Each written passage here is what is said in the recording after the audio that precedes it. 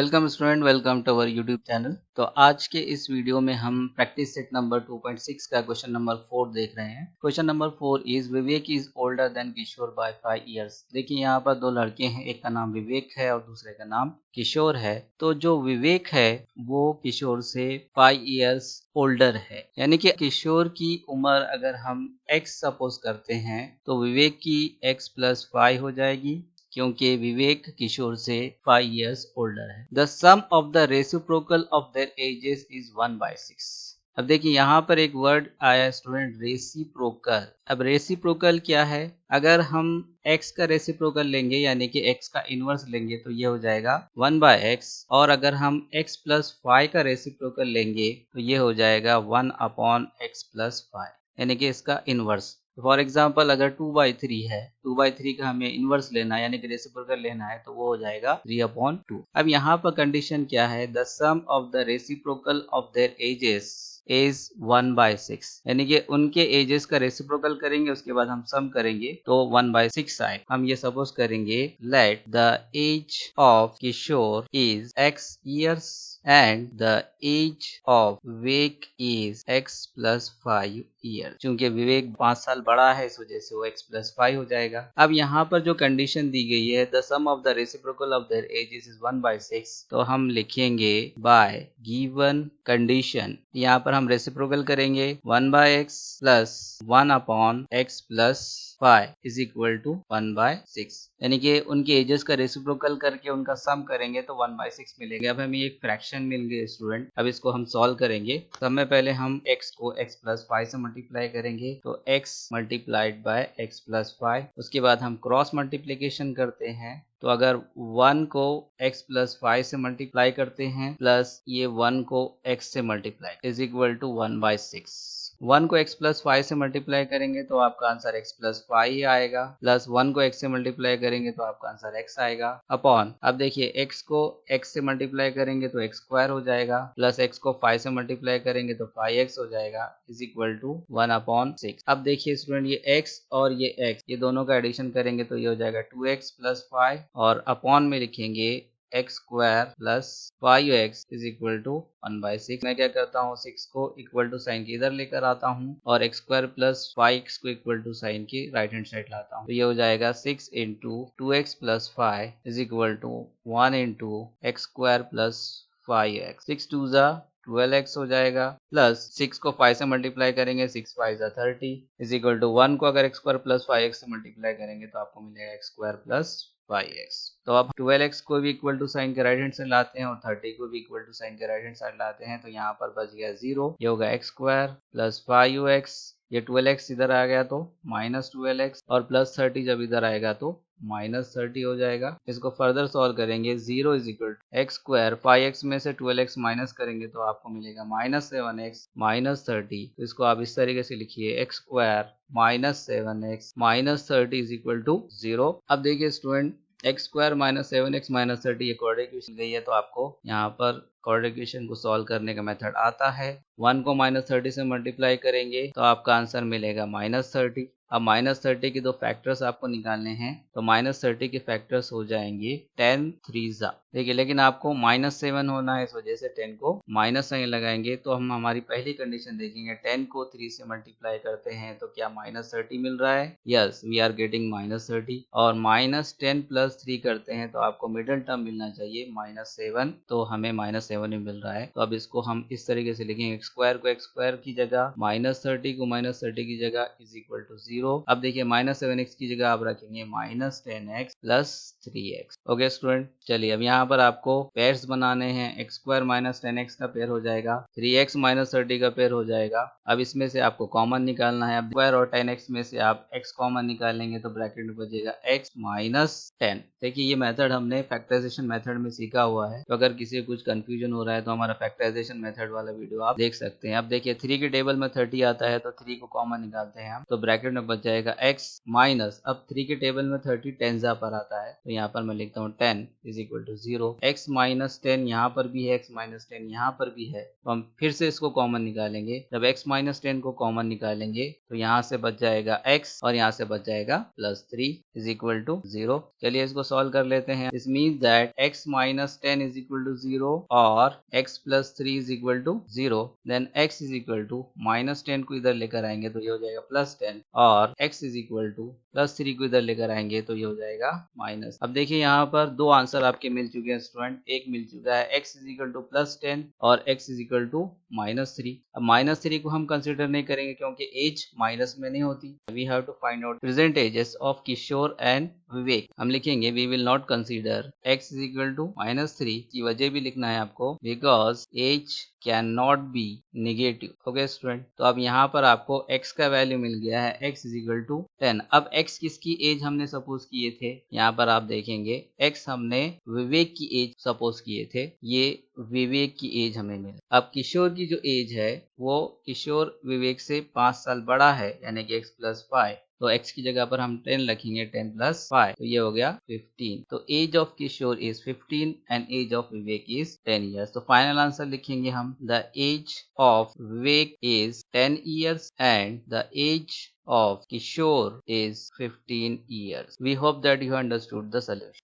अब हम question number 5 solve करेंगे student. Suyash scored 10 marks more in second test than that in the first test. अब देखिए सुयश ने 2 टेस्ट दिए हैं, फर्स्ट टेस्ट और सेकंड टेस्ट। अब सुयश ने कौन से टेस्ट में ज्यादा स्कोर किया है, सेकंड टेस्ट में ज्यादा स्कोर किया है। कितना ज्यादा स्कोर किया है, 10 मार्क्स मोर स्कोर किया है। तो अगर उसने फर्स्ट टेस्ट में x मार्क स्कोर किए हैं तो सेकंड टेस्ट में उसने 10 मार्क्स मोर स्कोर किए हैं। फर्स्ट टेस्ट के मार्क्स को अगर हम x सपोज करेंगे तो सेकेंड टेस्ट के मार्क्स को हम x प्लस 10 बोलेंगे। ओके, ये कंडीशन आपके समझ में आ गई कि सुयश ने फर्स्ट टेस्ट के मुकाबले में सेकेंड टेस्ट में 10 मार्क ज्यादा ली। ओके, अब यहाँ पर देखिए student 5 times the score of the second test. अब यहाँ पर आपको लिखकर मैं बताता हूँ 5 टाइम्स, यानी कि 5 से मल्टीप्लाई करना पड़ेगा। 5 times the score of the second test, यानी कि सेकेंड टेस्ट के जो मार्क्स हैं उनका आपको क्या करना है, 5 टाइम्स करना है। वो इक्वल रहेंगे, is the same as the square of the score in the first, यानी कि फर्स्ट टेस्ट के जो मार्क्स रहेंगे उसका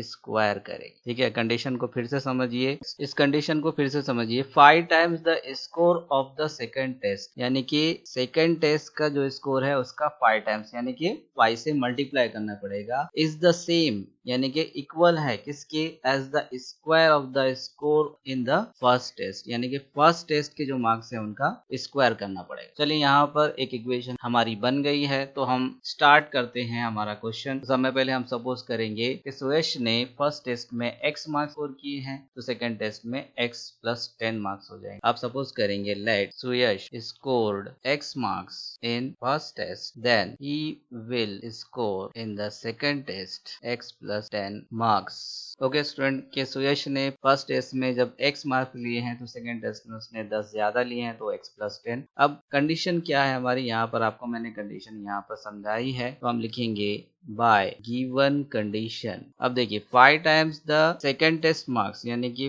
5 इंटू सेकंड टेस्ट मार्क्स यहाँ पर हैं, हमने लिखे हैं x plus 10 is equal to first test marks का square. First test mark x हमने सपोज किए हैं तो x। चलिए इस एक और इक्वेशन बन रही है हमारी, तो इसको हम फर्दर सॉल्व करेंगे। 5 से x को मल्टीप्लाई करेंगे तो ये हो जाएगा 5x, और 5 को 10 से मल्टीप्लाई करेंगे तो हो जाएगा 50, then x square as it is. अब देखिए 5x और 50 को इक्वल टू साइन के राइट हैंड साइड लाएंगे तो इधर 0 बचा, ये हो जाएगा x स्क्वायर। 5x को इधर लेकर आएंगे तो ये हो जाएगा माइनस 5x, और प्लस 50 को इधर लाएंगे तो ये हो जाएगा माइनस 50। तो हमारी थर्ड इक्वेशन बन गई है x square minus 5x minus 50 is equal to 0। चलिए इसको फैक्टराइजेशन मेथड से सॉल्व करते हैं, यानी कि आपको क्या करना है, 1 को माइनस 50 से मल्टीप्लाई करना है। 1 मल्टीप्लाई बाय माइनस 50 तो आपको मिलेगा माइनस 50। अब माइनस 50 के आपको फैक्टर्स निकालने हैं, तो वो फैक्टर्स हो जाएंगे 10 5 50, लेकिन आपको माइनस 5 मिलना है तो ग्रेटर नंबर को माइनस की साइन लगाएंगे। चलिए हमारे दो कंडीशन फुलफिल होते हैं क्या देखते हैं। माइनस 10 को 5 से मल्टीप्लाई करते हैं तो माइनस 50 मिलना चाहिए, और माइनस 10 प्लस 5 करते हैं तो आपको माइनस 5 मिलना चाहिए,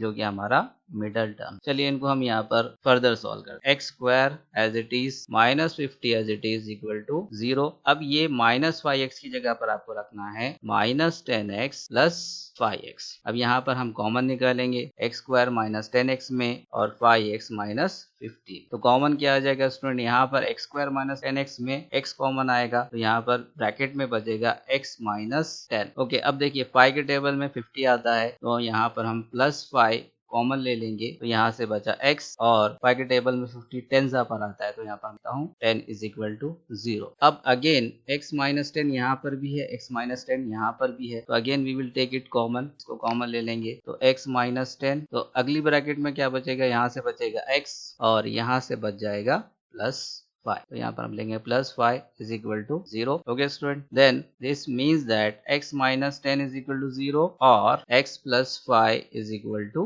0। अब देखिए इसको हम सॉल्व करेंगे, x is equal to minus 10 को इक्वल टू साइन के राइट हैंड साइड लाएंगे तो ये हो जाएगा प्लस 10 और x is equal to plus 5 को इक्वल टू साइन के राइट हैंड साइड लाएंगे तो ये हो जाएगा माइनस 5। अब देखिए यहाँ पर x के दो वैल्यूज मिल गए हैं, x is equal to plus 10 और इक्वल टू माइनस 5। अब यहाँ पर x is equal to minus 5 को हम कंसिडर नहीं करेंगे क्योंकि मार्क नेगेटिव नहीं होते तो यहाँ पर हम लिखेंगे we will not consider x is equal to minus 5 because marks are not negative. Okay, then x is equal to 10। अब x हमने क्या सपोज किया था, मार्क इन फर्स्ट टेस्ट। तो फर्स्ट टेस्ट में सुयश को 10 मार्क्स मिले हैं, सेकेंड टेस्ट में सुयश को 10 मार्क्स मोर मिले हैं तो हम लिखेंगे मार्क्स इन सेकेंड टेस्ट जो कि x प्लस 10 थे तो हम x की जगह पर हम 10 रखेंगे, 10 प्लस 10 इज इक्वल टू 20। यानी कि सुयश को फर्स्ट टेस्ट में 10 मार्क्स मिले थे और सेकेंड टेस्ट में 20 मार्क्स मिले। अब हमें क्या मालूम करना है, find his score in the first test. यानी कि सुयश को फर्स्ट टेस्ट में कितने मार्क्स थे तो हम लिखेंगे Suyash scored 10 marks in first test. अगर आपके एग्जाम में क्वेश्चन आता है जिसमें आपको कहा जाता है कि सेकंड टेस्ट में मार्क्स कितने मिले हैं तो वो भी आप ये स्टेप से मालूम कर सकते हैं। Okay student, we hope that you understood the solution. अब हम प्रैक्टिस सेट नंबर 2.6 का क्वेश्चन नंबर 6 सॉल्व करने जा रहे हैं स्टूडेंट।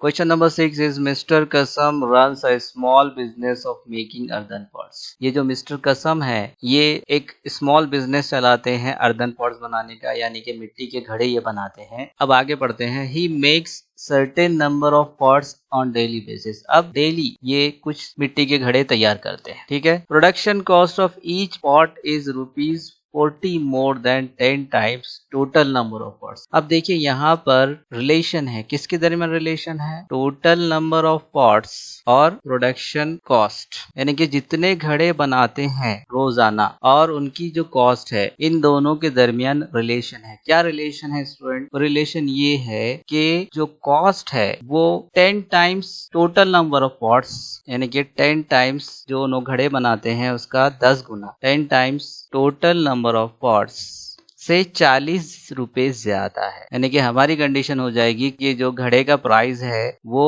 क्या है, 40 plus 10 times total number of pots. यहाँ पर आप देखिए स्टूडेंट, प्रोडक्शन कॉस्ट, ये जो प्रोडक्शन कॉस्ट है ईच पॉट, हर एक घड़े की जो प्रोडक्शन कॉस्ट है वो 40 ज्यादा है, यानी कि plus 40 10 times the total number of pots, यानी कि 10 टाइम्स मतलब 10 से इसको मल्टीप्लाई करते हैं, 10 into total number of pots. Okay student, यहाँ तक समझ में आया। तो हम सब में पहले ये सपोज करेंगे कि जो मिस्टर कसम है वो रोजाना x नंबर ऑफ पॉट्स बनाते हैं। हम लिखेंगे लेट मिस्टर कसम makes x number of pots per day. अब रोजाना उन्होंने x नंबर ऑफ पॉट्स बनाते हैं। अब यहाँ पर जो कॉस्ट है तो कॉस्ट क्या हो जाएगी, cost is equal to 40 plus 10 into total number of pots, यानी कि 10x, ये कॉस्ट हो जाएगी। ओके स्टूडेंट, यहाँ तक समझ में आ गया। कॉस्ट किसके बराबर है, 10x प्लस 40 के बराबर है या 40 प्लस 10x के बराबर। अब आगे क्या कंडीशन दी गई है, if production cost of all pots पर डे इज ₹600, कि रोजाना जितने वो मिट्टी के घड़े बनाते हैं उसकी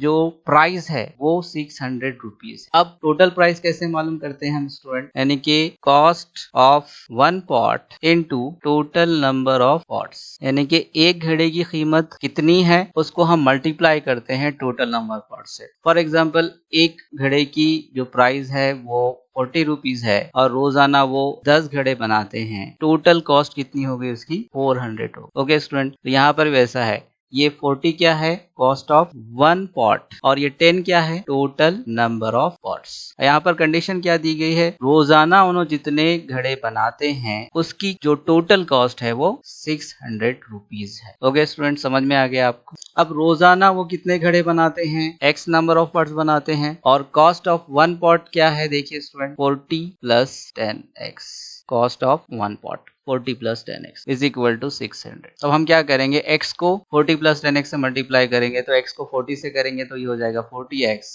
और x को 10x से करेंगे तो ये 10x square is equal to 600। चलिए अब 600 को इक्वल टू साइन की इधर लेकर आते हैं तो मैं इसको इस तरीके से लिख सकता हूँ 10x स्क्वायर प्लस 40x और ये 600 प्लस का है और इक्वल टू साइन के लेफ्ट हैंड साइड आ गया तो ये हो गया माइनस 600 इज इक्वल टू 0। अब देखिए यहाँ पर ये 10x स्क्वायर है प्लस 40x है माइनस 600, इसको थोड़ा और सिंपल करते हैं। अगर पूरी इक्वेशन को मैं 10 से डिवाइड कर देता हूँ तो इक्वेशन और सिंपल हो जाएगी। अगर ये तीनों भी नंबर्स यानी कि x स्क्वायर का कोफिशिएंट, x का कोफिशिएंट और 600 किसी एक नंबर से पर्टिकुलर नंबर से डिवाइड हो रहे हैं तो आप डिवाइड कर सकते हैं। तो आप लिखेंगे divide both the side by 10। तो हम क्या करेंगे, इस 10x स्क्वायर को भी 10 से डिवाइड करेंगे प्लस 40x को भी 10 से डिवाइड करेंगे माइनस 600 को भी 10 से डिवाइड करेंगे इज इक्वल टू 0 को भी 10 से डिवाइड करेंगे। ओके स्टूडेंट, तो ये 10 1 जा 10, 10 1 जा 10, यहाँ से बच गया x स्क्वायर, ये 10 1 जा 10, 10 4 जा 40, यहाँ पर बच गया प्लस 4x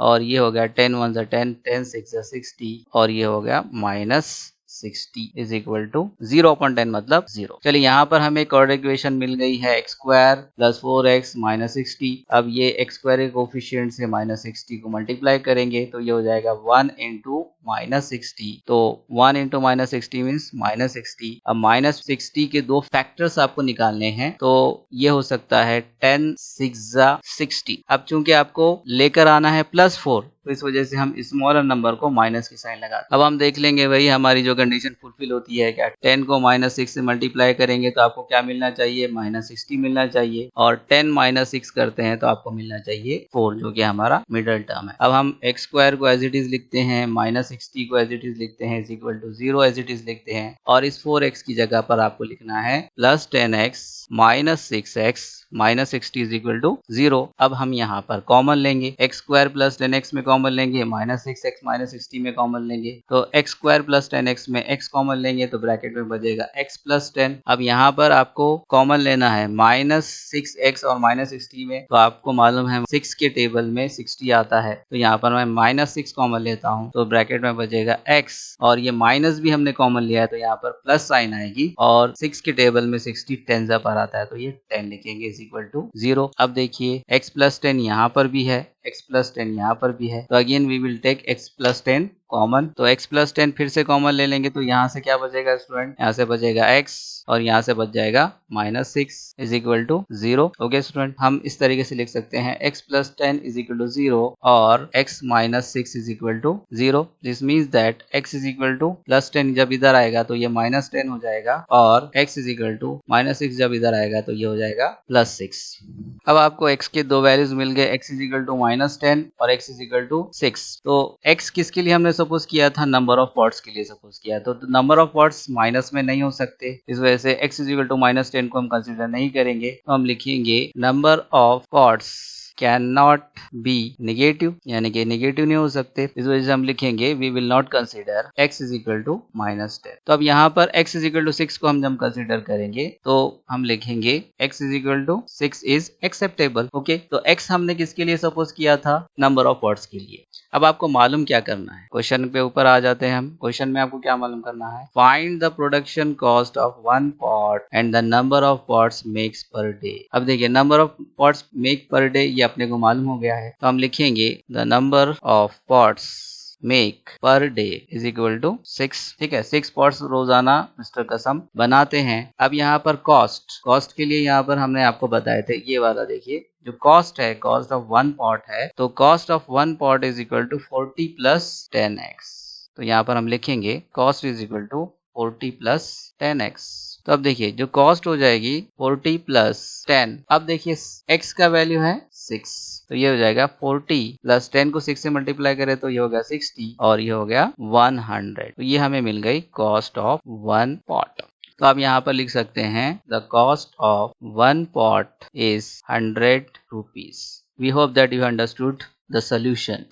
अब हम क्वेश्चन नंबर 7 देखने वाले हैं student. Question number 7 is Prateek takes 8 hours to travel 36 kilometre downstream and return to the same spot. तो जो प्रतीक नाम का जो लड़का है वो क्या कर रहा है, 36 किलोमीटर का डिस्टेंस ट्रैवल कर रहा है। ओके, लेकिन ये जो 36 किलोमीटर का डिस्टेंस है स्टूडेंट, वो जा भी रहा है और वापस आ भी रहा है। ठीक है, ये कॉन्सेप्ट आप समझिए। वो 36 किलोमीटर में ये जो डिस्टेंस है वो जाना और आना दोनों भी डिस्टेंसेस उसके अंदर शामिल हैं। अब कितनी देर में कर रहा है, देखिए वो 8 hours के अंदर ये डिस्टेंस ट्रैवल कर रहा है, यानी कि वो जा भी रहा है और वापस आ भी रहा है। अब जब वो जा रहा है मतलब पानी का जो बहाव है उसके डायरेक्शन में जा रहा है, पानी के बहाव के डायरेक्शन में जब प्रतीक जा रहा है तो उसको हम बोलेंगे डाउन स्ट्रीम। ओके, देखें यहाँ पर फिगर के अंदर बताया गया है कि जो प्रतीक है वो डाउन स्ट्रीम जा रहा है, यानी कि पानी का जो बहाव है उसके डायरेक्शन में जा रहा है। ओके, और जब रिटर्न हो रहा है यानी कि सेम स्पॉट पे जब वो रिटर्न हो रहा है तो वो पानी का जो बहाव है उसके अपोजिट डायरेक्शन में आ रहा है, उसको हम कहते हैं student up stream. Up stream का मतलब होता है कि जो पानी का जो डायरेक्शन है, वाटर का जो डायरेक्शन है इस तरफ है, लेकिन प्रतीक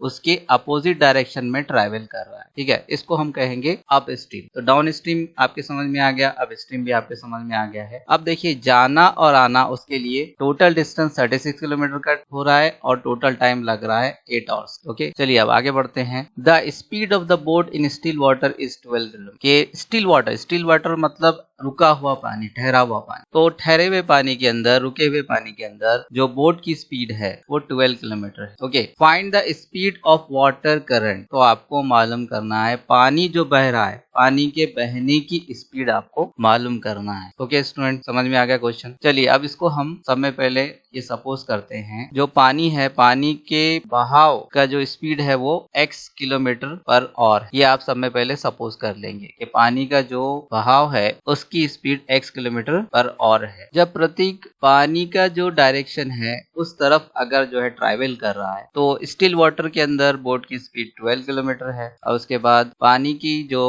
बहाव है उसकी स्पीड x किलोमीटर है। तो ऐसे इसमें जब इस प्रतीक डाउन स्ट्रीम जा रहा है तो उस वक्त बोट की जो स्पीड होगी, टोटल स्पीड होगी, वो होगी 12 प्लस x, यानी कि 12 ये बोट की स्पीड है स्टिल वाटर में और x है पानी के बहाव की स्पीड, यानी कि बोट की टोटल स्पीड हो जाएगी 12 प्लस x। ओके, ये कॉन्सेप्ट आप समझिए। जब प्रतीक अप स्ट्रीम आ रहा है यानी कि पानी का जो डायरेक्शन है उसके अपोजिट डायरेक्शन में आ रहा है तो जो स्पीड ऑफ द बोट होगी वो हो जाएगी 12 माइनस x, यानी कि जो पानी की स्पीड है 12 किलोमीटर पर आवर में से माइनस करना पड़ेगा। ये कॉन्सेप्ट आपको समझ में आया होगा। चलिए अब हम क्वेश्चन को सॉल्व करते हैं। तो सबसे पहले हम सपोज करेंगे कि let the speed of the water current is x kilometre per our. तो हम लिखेंगे let the speed of water current is x kilometre per our. Okay, जब वाटर करंट की speed x kilometre per our होगी तो boat की जो speed होगी, speed of the boat down stream. Down stream का मतलब है कि पानी जिस तरफ बह रहा है उस तरफ की speed 12 plus x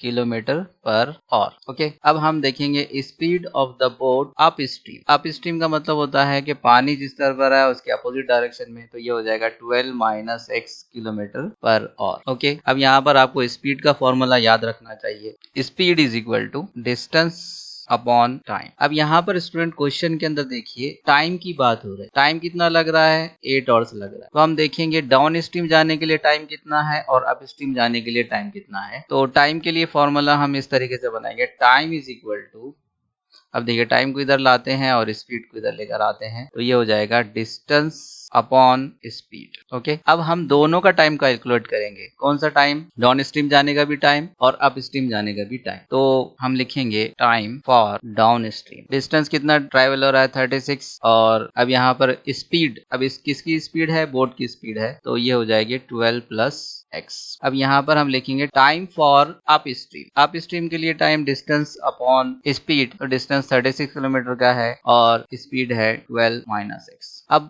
down stream भी जा रहे हैं और अप स्ट्रीम भी वापस आ रहे हैं तो कितना टाइम लग रहा है, 8 hours का टाइम लग रहा है। तो अब हम देखेंगे टोटल टाइम्स कितना होता है। तो अब यहाँ पर जो हमारी कंडीशन है बाय गिवन कंडीशन, क्योंकि जाकर हमें वापस आना है तो दोनों के लिए टाइम हम देखेंगे 36 upon 12 plus x plus 36 upon 12 minus x is equal to 8। अब इसको हम फर्दर सॉल्व करते हैं स्टूडेंट। तो मैं क्या करता हूँ, 36 को कॉमन ले लेता हूँ। तो 36 को जब हम कॉमन ले लेंगे तो यहाँ पर बच जाएगा 1 upon 12 plus x plus 1 upon 12 minus x is equal to 8। Okay, समझ में आ गया स्टूडेंट आपके। अब देखिए इस टाइप के फ्रैक्शन आपको सॉल्व करने आता है तो 36 हम एज इट इज रखेंगे और यहाँ पर आपको क्या करना है, 12 प्लस एक्स को 12 माइनस एक्स से मल्टीप्लाई करना है। 12 प्लस एक्स को 12 माइनस एक्स से मल्टीप्लाई करना है, उसके बाद आपको क्रॉस मल्टीप्लीकेशन कर देना है। तो हम क्या करेंगे, 1 को 12 माइनस एक्स से मल्टीप्लाई करेंगे, बीच में प्लस साइन रहेगा, और ये 1 को मल्टीप्लाई करेंगे 12 प्लस एक्स से, bracket close, is equal to 8। Okay student, समझ में आ गया आपके। चलिए अब इसको हम यहाँ पर सॉल्व करते हैं। 36 का 36, उसके बाद 12 माइनस एक्स को 1 से मल्टीप्लाई करेंगे तो आपको मिल जाएगा 12 माइनस एक्स ही, प्लस फिर 1 को 12 प्लस एक्स से मल्टीप्लाई करेंगे तो आपको मिलेगा 12 plus x upon 12 plus x 12 minus x is equal to 8। यहाँ पर plus x minus x cancel हो जाएगा, ये माइनस एक्स ये प्लस एक्स कैंसिल हो गया, तो क्या बच जाएगा स्टूडेंट, देखिए यहाँ से 36 इंटू 12 प्लस 12 ये हो जाएगा 24 upon 12 plus x into 12 minus x is equal to 8। Okay, चलिए अब इस 12 प्लस एक्स 12 माइनस एक्स को इक्वल टू साइन के हम राइट हैंड साइड लाते हैं तो ये हो जाता है 36 into 24 is equal to 8 into 12 plus x into 12 minus x. यहाँ पर ये 12 plus x 12 minus x denominator में था, इधर आकर ये न्यूमरेटर में हो। ओके स्टूडेंट, अब हम 12 प्लस एक्स और 12 माइनस एक्स को हम सॉल्व करेंगे तो यहाँ पर एक फॉर्मूला यूज होगा student, a plus b into a minus b is equal to a square minus b square. तो 36 इंटू 24 एज इट इज रखना है आपको, 8 को भी एज इट इज रखना है, और ये हो जाएगा आपका 12 square minus x square. Okay student, 12 का स्क्वायर माइनस एक्स का स्क्वायर, ए स्क्वायर माइनस बी स्क्वायर। अब 8 को हम इक्वल टू साइन के इधर लेकर आएंगे तो अगली स्टेप हो जाएगी 36 into 24 upon 8 is equal to 12 का स्क्वायर करेंगे तो आपको मिलेगा 144 माइनस एक्स स्क्वायर। देखिए इसको आप 8 1 जा 8 8 3 जा 24, चलिए ये डिवाइड हो गया है। अब क्या बच गया, देखिए स्टूडेंट यहाँ से बच गया 36 into 3 is equal to 144 minus x square. तो आप 36 को 3 से मल्टीप्लाई करते हैं तो ये मिल जाएगा 108 is equal to 144 minus x square. अब हम क्या करेंगे, 144 को इक्वल टू साइन के लेफ्ट हैंड साइड लाएंगे तो ये हो जाएगा 108 minus 144 is equal to minus x square. तो 144 में से 108 माइनस करेंगे तो आपको मिलेगा minus 36 is equal to minus x square. अब देखिए दोनों भी जानी माइनस साइन है तो आप यहाँ से इसको कैंसिल कर सकते हैं, तो आपको मिल जाएगा x square is equal to 36। देखिए अब यहाँ पर एक्स स्क्वायर है तो इसका हम स्क्वायर रूट निकालेंगे तो x हो जाएगा, और 36 का स्क्वायर रूट निकालेंगे तो आपको मिल जाएगा प्लस और माइनस 6। ओके स्टूडेंट, ये तो यहाँ पर आप लिख सकते हैं taking square root both the side. तो हम लिखेंगे x is equal to plus 6 और x is equal to minus 6। अब हम x किसके लिए सपोज किए थे स्टूडेंट, हमने x सपोज किए थे speed of the water current. अब यहाँ पर x के दो वैल्यूज मिल गए, x is equal to plus 6 and x is equal to minus 6। अब स्पीड माइनस में नहीं होती है तो यहाँ पर हम लिखेंगे speed can not be negative, so we will not consider x is equal to minus 6। So speed of the water current is 6 kilometre per hour. हम उम्मीद करते हैं कि आपको ये क्वेश्चन का आंसर भी समझ में आया होगा। अगर आपको कोई प्रॉब्लम है तो आप हमें कमेंट के जरिए पूछ सकते हैं। तो हमारे वीडियो को आपने लास्ट तक देखा उसके लिए थैंक यू। तो अगर आप हमारे चैनल पर नए हैं तो हमारे चैनल को सब्सक्राइब कीजिए और इस वीडियो को ज्यादा शेयर कीजिए। Thank you for watching our videos.